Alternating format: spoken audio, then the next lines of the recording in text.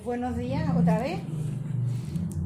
Y antes de empezar quiero dar las gracias por vuestras oraciones, por vuestros mensajes, por preguntarme de vez en cuando cómo seguía, que eso ayuda mucho, eso ayuda muchísimo y de verdad que estoy muy agradecida.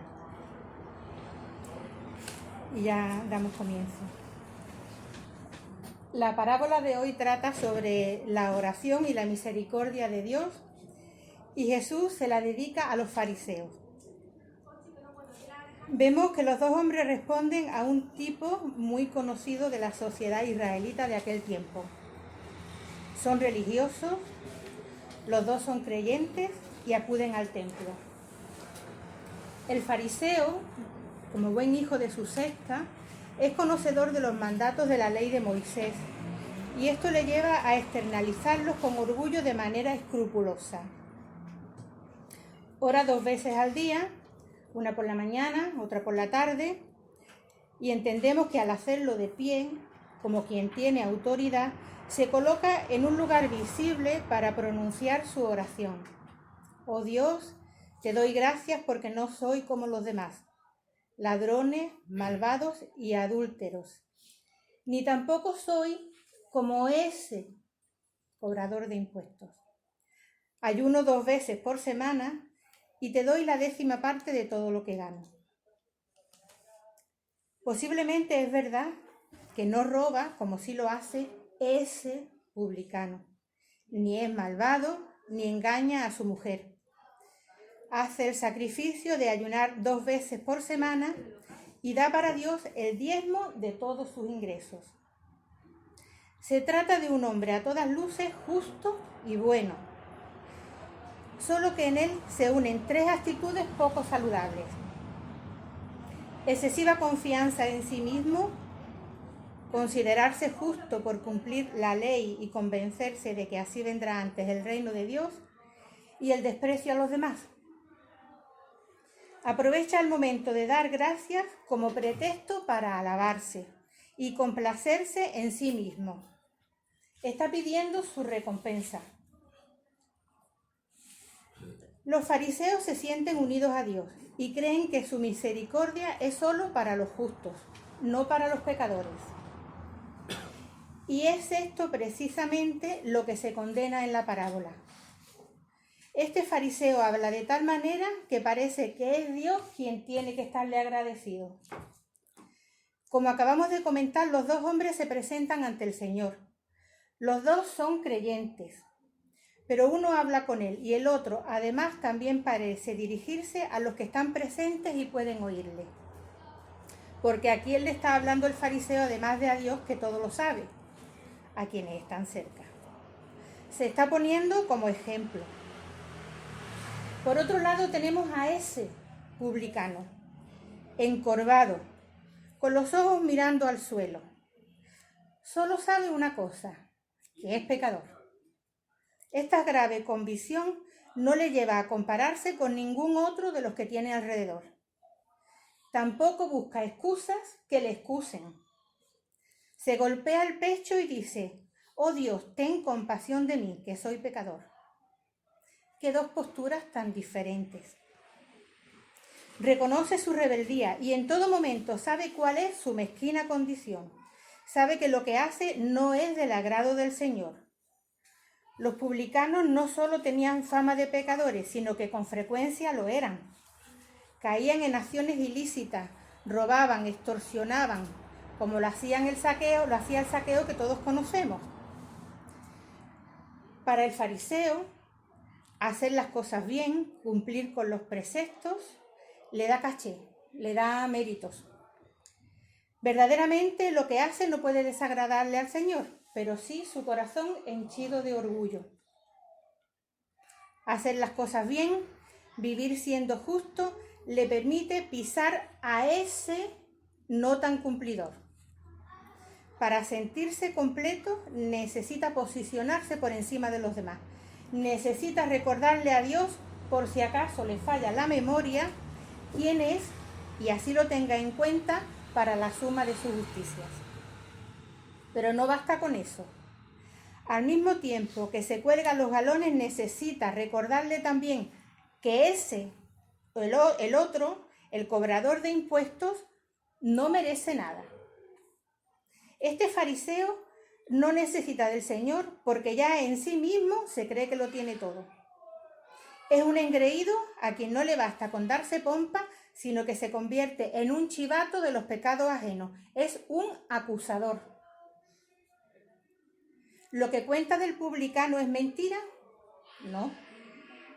Pero hace esto porque necesita sentirse todavía más bueno. Para engrandecerse necesita ponerse por encima del prójimo. Toda comparación es odiosa, dice el refrán, y vemos que para el Señor también lo es. El publicano, ese sin moral alguna, abusa del pueblo, es cierto. Tiene un trabajo feo que le permite lucrarse a toda costa gracias a los demás. Sin embargo, su conciencia de pecado le lleva a un arrepentimiento sincero que le hace sentir necesidad de perdón. ¿Cuántas veces se arrepiente? Es posible que muchas, tantas que no le dejan dormir, tantas que a veces se esconde para no encontrarse con aquel a quien ha estafado, tantas que mira para otro lado viendo la miseria que sus hechos producen en los otros.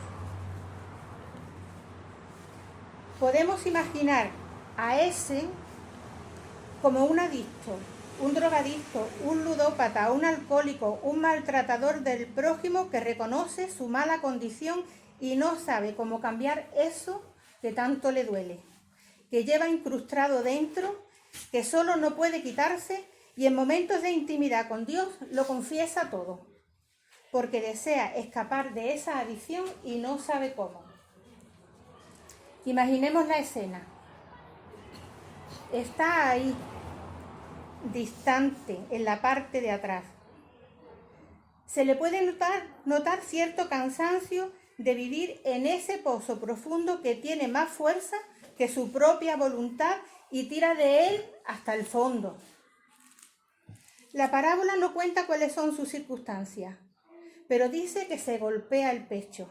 Por mi culpa, por mi culpa, por mi culpa, por mi grandísima culpa, dice la oración yo pecador, y recuerdo cómo todos a unas en la misa nos llevábamos el puño cerrado, golpeándonos las 3 veces pidiendo perdón.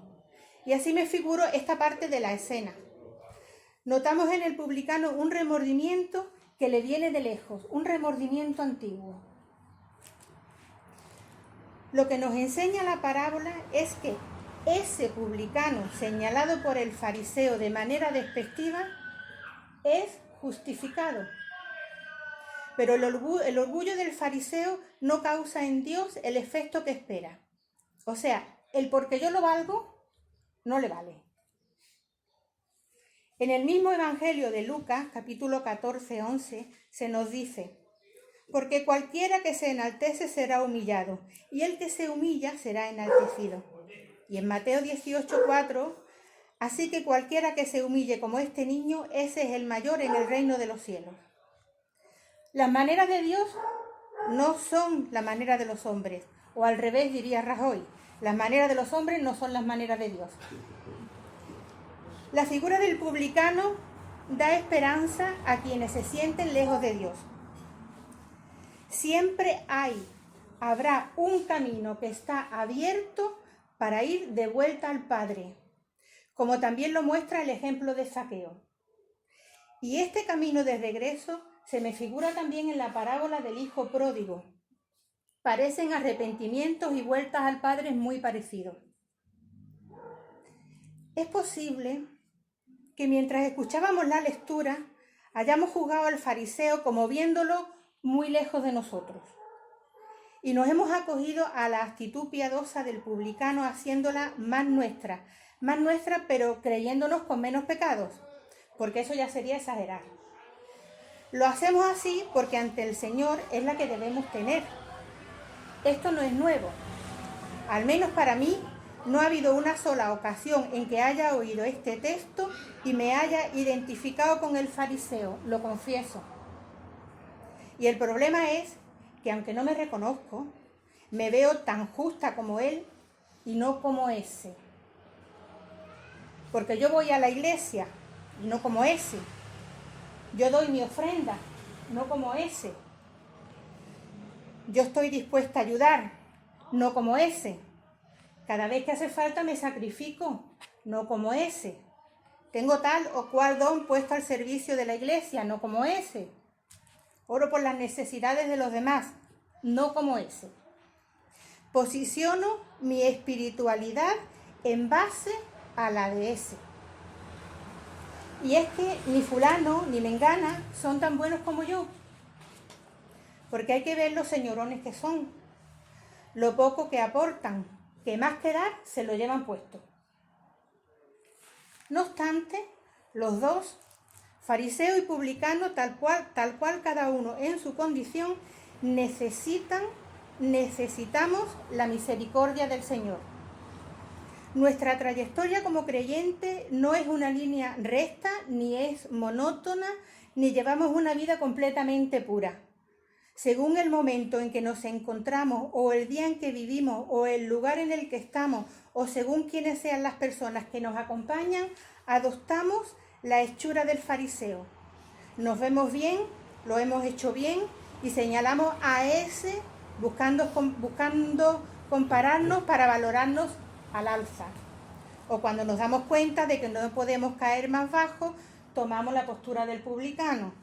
Vemos con claridad cuál es nuestra verdadera miseria delante de Dios y de los demás. Cuando creemos que todo lo hacemos bien, nos sentimos con derecho a proclamarlo. Pero cuando nos damos cuenta de lo que verdaderamente somos, nos arrepentimos y nos humillamos de tal manera que nadie más nos oiga y se entere de lo que hemos hecho. Las cosas buenas las anunciamos con altavoces y las malas las confesamos en silencio en la oscuridad de nuestro cuarto. Incluso cerramos los ojos para no vernos, porque no andamos en luz a todas horas, ni tenemos comunión con los otros todos los días. Somos fariseos y somos publicanos. No podemos ser solamente una parte. Unas veces, como el publicano, pecamos constantemente. Otras necesitamos que el Señor nos recuerde cuál es nuestra fea condición de orgullo. Pero sea cual sea la situación, nos demuestra que a pesar de todo, nos tiene gran misericordia. Y aunque vemos lo sucio que estamos, quiere que no se nos olvide lo tierno que tiene el corazón. Porque Dios es así. Aquí estamos. Unas veces con una actitud y otras con otra. Vamos avanzando, sabiendo que nuestro Señor, el único que es justo, conoce esta necesidad nuestra de ser perdonados. Más que despreciarnos, nos ama. Y esto es lo que nos enseña que hagamos. Perdonar también nosotros al arrepentido gracias a esa misericordia suya que Él pone en nosotros. Nos enseña a ponernos en la piel del otro. Nos enseña a no colocarnos por encima de los demás pensando que somos su favorito, porque ya vemos quién fue su favorito. Y sobre todo esto nos enseña a reconocernos pecadores y a disfrutar con toda la plenitud que nuestro ser nos permita de su gracia. Nadie se justifica por las obras que haga o deje de hacer, sino por la fe en Jesús. Y precisamente el perdón se alcanza por esa fe en Él. Hasta aquí llega la reflexión. Dios me ama, salva mi alma, todo va bien, gracias a Dios, amén. Con la Biblia para la familia que no falte.